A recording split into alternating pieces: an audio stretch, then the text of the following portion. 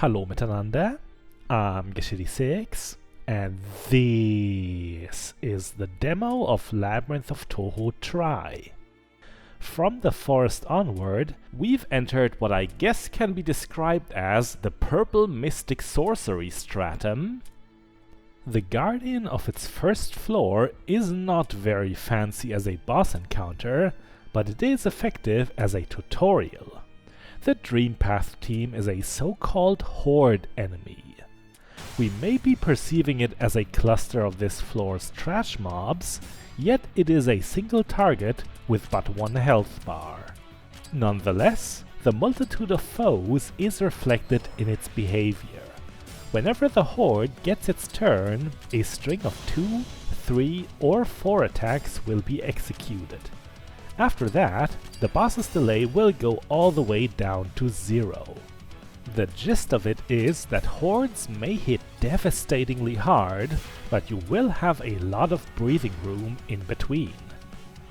Kush, Yukari, Kene, Renko, Alice and Remu are the characters we've given enough mystic resistance to survive all but the most unfortunate onslaughts. We've had such bad luck indeed, as 3 of our 4 tanks have been inflicted with heaviness. Now we're not actually allowed to switch in the damage dealers we want, those being Mei Ling, Patchouli and most effective of all, Remilia.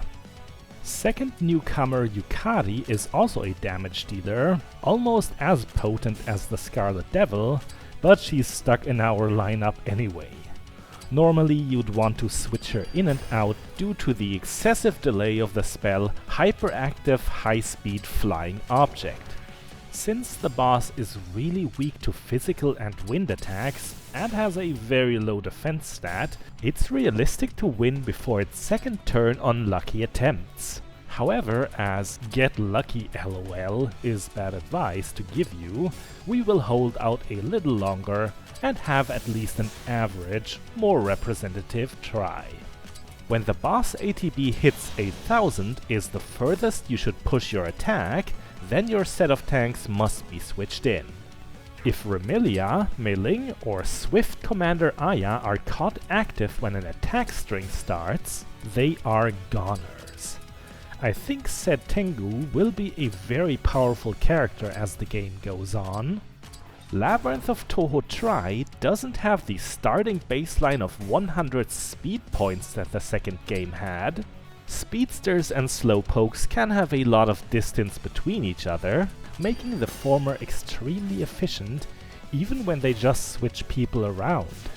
Remilia can reach some nasty numbers when other members of the Scarlet Devil Mansion are on the front line. They all have a passive team support skill that you shouldn't forget to spec into for this occasion. The battle is coming to a close as we land another 2600 damage Gungnir in the bullseye.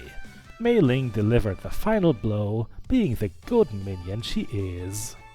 The paradise the possessed Taran prepared for her pretty much summed up to the gate guard not being around her employers. Now she can only dream. From this point of the game, you can run into such hordes when you roll really lucky upon a random dungeon encounter. They will all adhere to the principle of attacking in strings while being subject to very long delays. Not all the girls we see in the post-battle cutscene can be used in our party, by the way. There are rumors that you had more recruits in early versions of the demo by this point, but they got cut because it was supposedly too overwhelming. The cutscene doesn't quite account for the change. It, for example, assumes that Chen and her doting mama Ran fought for us. On that note, we could have had a third newcomer, Marisa. I didn't let the ordinary magician into our party of 12 because she can only use mystic attacks, and that's very thankless when you're in the mystic stratum. Marisa should be very mighty, but with no other supporting utilities, it was the bench for her, by default winning the title of Goober of the Week. With that, Geschichte this was the demo of Labyrinth of Touhou Try, and next time, the finale of the current content. Bis bald!